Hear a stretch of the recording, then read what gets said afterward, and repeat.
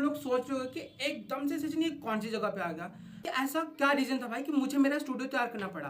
तो वक्त शोर की आवाज आ जाती है जिससे कि मेरी वीडियो फिर से खराब हो जाती है। अगर तूने बनाना है स्टूडियो तो खुद बनाना पड़ेगा, क्योंकि मुझे बोला कि 2 दिन लगेंगे। मैंने बोला कि 2 दिन तो कैसे हो मेरे भक्तों लोगों, welcome and welcome back to my YouTube channel relate with Sachin. तो भाई तुम लोग सोच रहे हो कि एकदम से सचिन ये कौन सी जगह पे आ गया, मतलब मेरी वीडियो का बैकग्राउंड कैसे चेंज हो गया।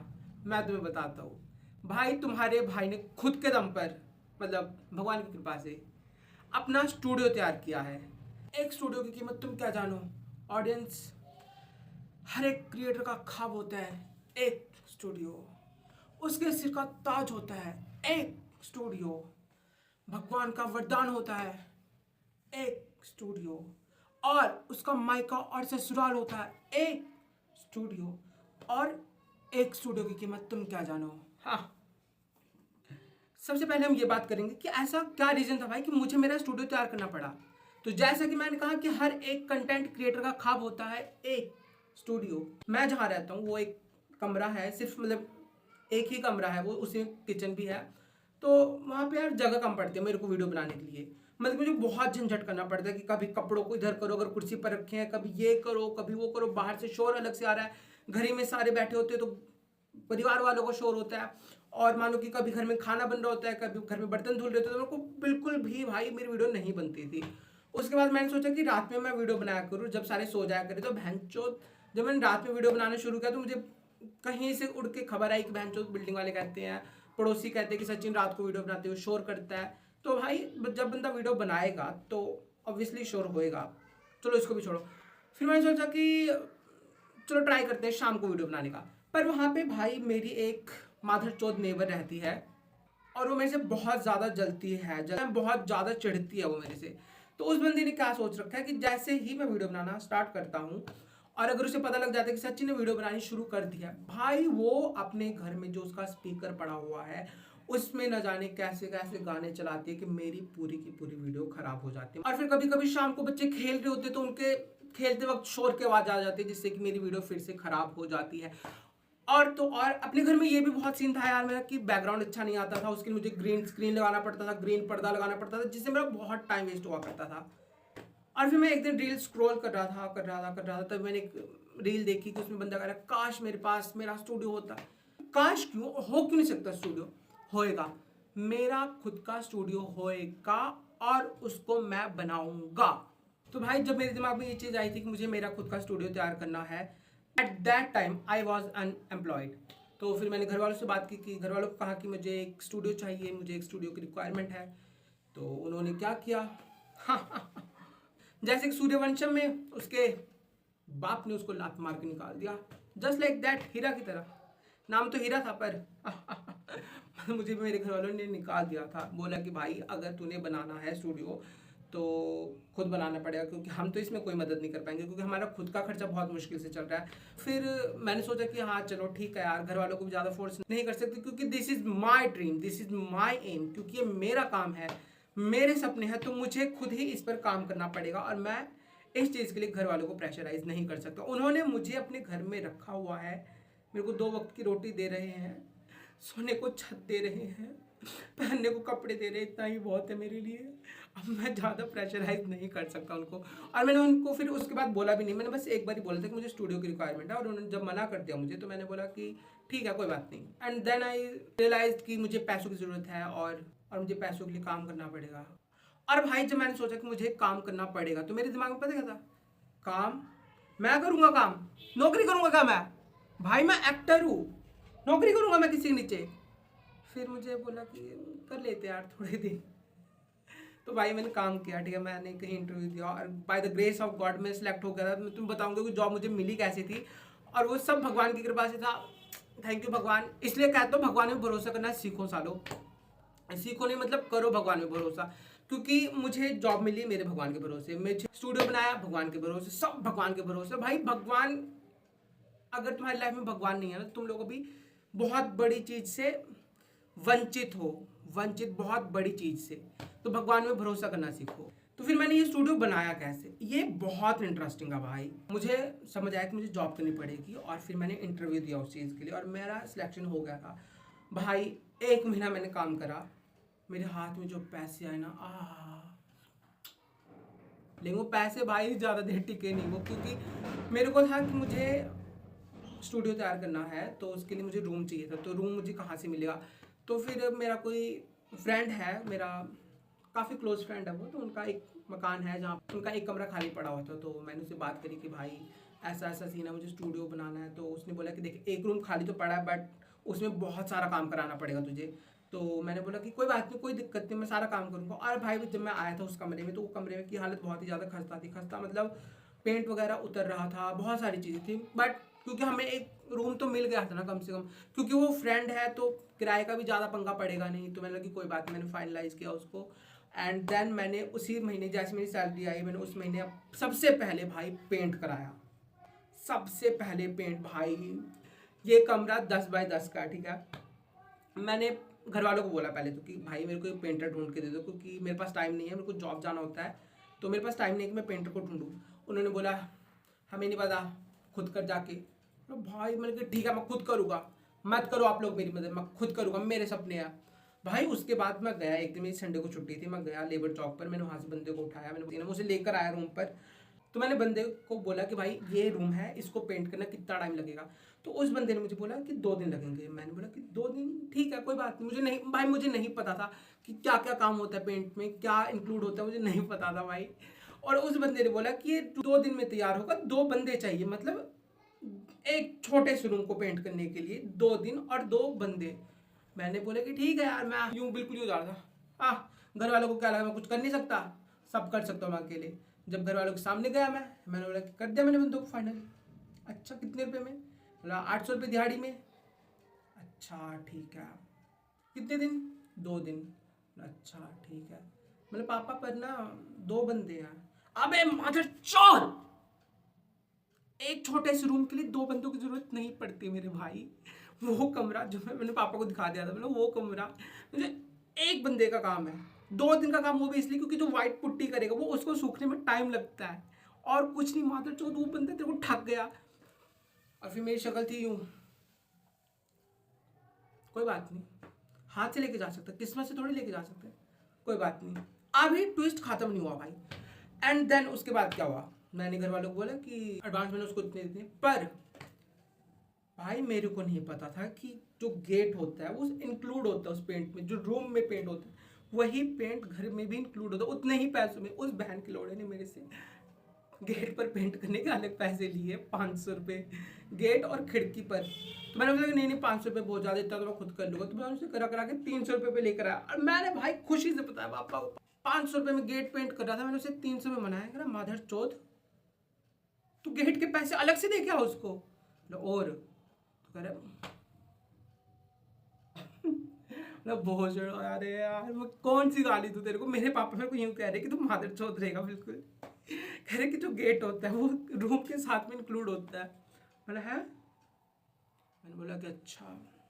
तो उस संडे को ही मैं जितना भी पेंट का सामान था, जो भी ब्रश था, पत्ती था, पेंट, बाल्टी, पुट्टी, व्हाइट सीमेंट, जो भी था मैं सब ले आकर मैंने रख दिया था रूम के अंदर, ठीक है।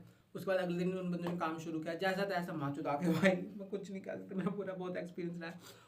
उसके बाद था कि रूम तो पेंट हो चुका, अब इसके अंदर सामान क्या कराना भाई। मैं अपने पीसी पर बैठा बैठे ऑफिस में सारी लिस्ट बना रहा हूँ कि मेरे को कर्टन्स चाहिए, मेरे को बेड चाहिए, मैट्रेस चाहिए, टेबल चाहिए, साइड टेबल चाहिए, स्टैंड लैम्प चाहिए। मैंने कहा बहन चुदी खत्म क्यों नहीं हो रहा, क्या क्या चाहिए भाई आखिर में। तो मैंने बोला कि ठीक है, इस महीने पेंट कराया, मतलब कि एक पेंट कराने में मेरी 1 महीने की सैलरी खत्म हो गई। फिर आया दूसरा महीना, दूसरे महीने में मैंने कि एक बेड की रिक्वायरमेंट है, घर वालों को मैंने कही ये चीज़, घर वाले कह रहे हैं कि जा ले ले। फिर मेरे को पता नहीं है जिसकी बेड का रेट कितना है भाई। मैं OLX पे ढूंढ रहा हूँ कि भाई 8,000, 5,000, 7,000 मेरे को काश कोई बेड मिल जाए अच्छा सा, क्योंकि मेरे को पता नहीं था भाई बेड कहाँ से मिलेगा मेरे को।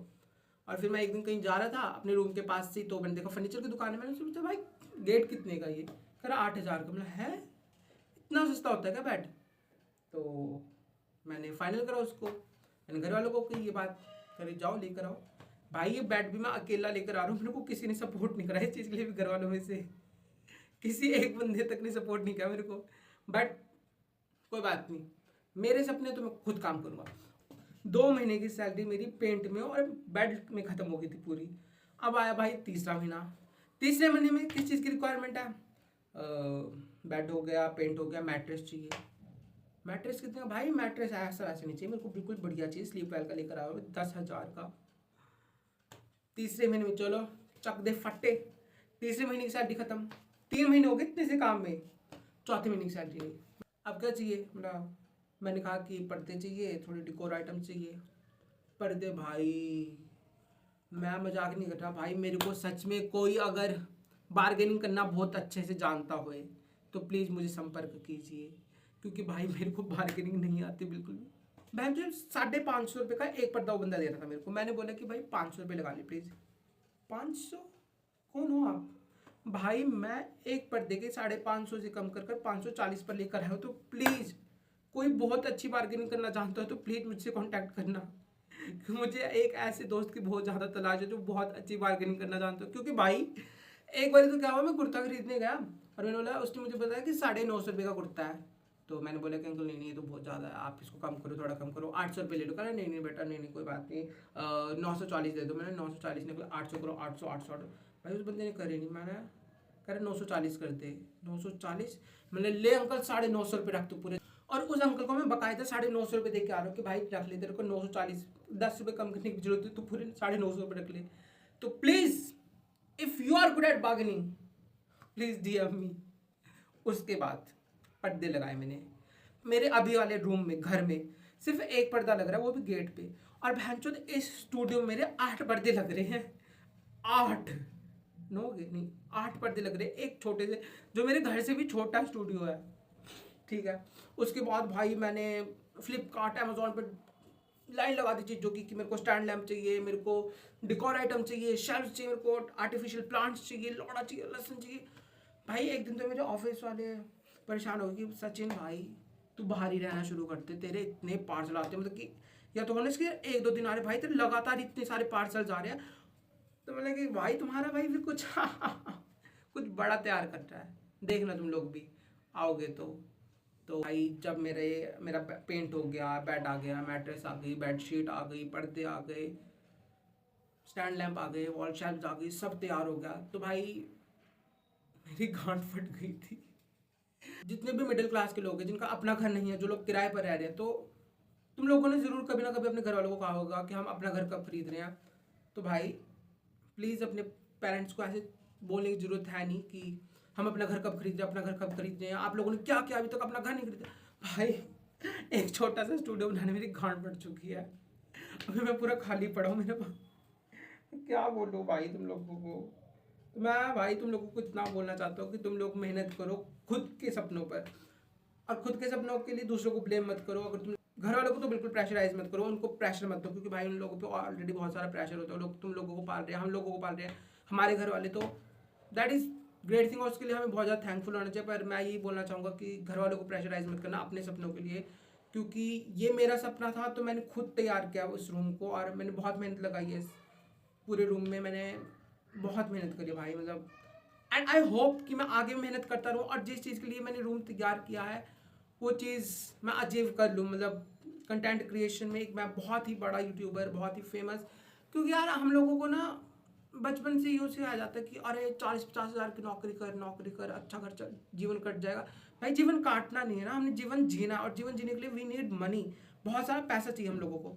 तो तुम्हारे सपने हैं, तुम खुद काम करो, क्योंकि मैं अभी भी सोचता हूँ कि जो लोग 70,000 रुपये की नौकरी कर रहे हैं वो कितना, मतलब BMW कब खरीद पाएंगे, क्योंकि अभी मैं खुद अभी 12-13 हज़ार रुपये की नौकरी कर रहा हूँ। तो मैं सोचता हूँ कि 12-13 हज़ार की नौकरी से तो मैं गाड़ी नहीं खरीद सकता भाई, और अगर मैं खरीद भी लूँगा तो मेरी ज़िंदगी 50 साल तक मेरी किस्तें चलती रह जाएंगी। तो मैं लास्ट में यही कहना चाहूँगा कि अगर तुम्हारे खुद के सपने तो तुम उस पर खुद काम करो, बाकियों को मत ब्लेम करना, कभी ना प्रेशराइज करना कि हाँ तुम लोगों ने मुझे ये करके नहीं दिया, तुम लोगों ने मुझे वो करके नहीं दिया, क्योंकि भाई तुम्हारे सपने वो, तो खुद मेहनत करो। और मैं आखिर में तुम लोगों को बताना चाहता हूँ कि असल में ये बेशक मैंने किया जरूर है, स्टूडियो खुद के दम पे तैयार किया, पर इसमें कई लोगों का सहयोग है। जैसे कि सबसे पहले मैं मेरे घर वालों को सहयोग दूंगा, बेशक उन्होंने मुझे किसी चीज़ में हेल्प नहीं करा, बट उन्होंने मुझे पैदा किया इसके लिए। दूसरा भाई मेरे फ्रेंड्स, क्योंकि जो पर्दे की रॉड लगे मेरे किसी वन ऑफ माई फ्रेंड्स ने लगाई है, ठीक है, ड्रिल मशीन से, जो कि मेरे को चलानी नहीं आती drill machine. And after that तो ऊपर जो सीलिंग लाइट लगाई है वो मेरे बेस्ट फ्रेंड ने लगाई है। और ये जो वॉल शेल्फ लगाई है तो मैं दिखाऊंगा मैं अभी, वो भी मेरे एक फ्रेंड ने ही लगाई है। बट बहुत मेहनत करना, क्योंकि बहुत मेहनत करने से हो जाता है। मैं करने लग रहा हूँ, शायद हो जाएगा। आओ तो अब मैं तुम लोगों को मेरा स्टूडियो दिखाता हूँ। तो अभी हम स्टूडियो के अंदर ही है, लेकिन अच्छे से तुम्हें दूंगा स्टूडियो का टूर। ये देखो भाई, यहाँ से हमने गेट खोल दिया, ठीक है। ये पर्दा आ चुका है। अभी रुको,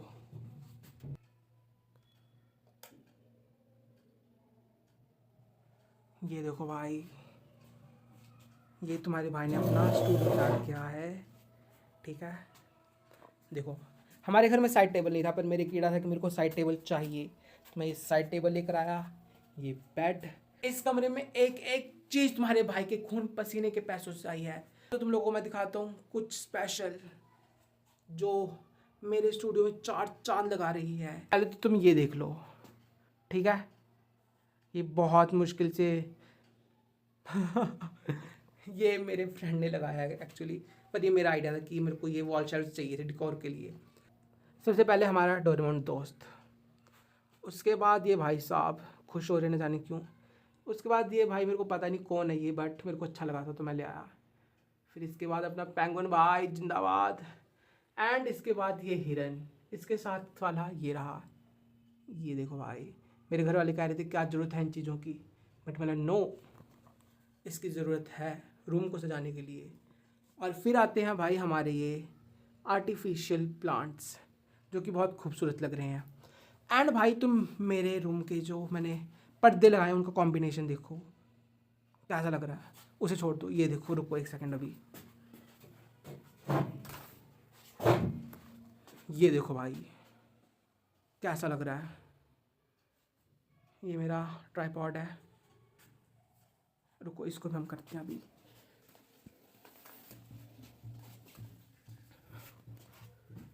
ये देखो तुम्हारे भाई ने स्टैंड लैम्प मंगा रखा है, इसको भी कर देते हैं ऑन। कैसा लग रहा भाई? हाँ, हाउस द जोश। ये देखो घड़ी देखो तुम लोगों पर, लग रही है बिल्कुल एस्थेटिक, बिल्कुल सेक्सी।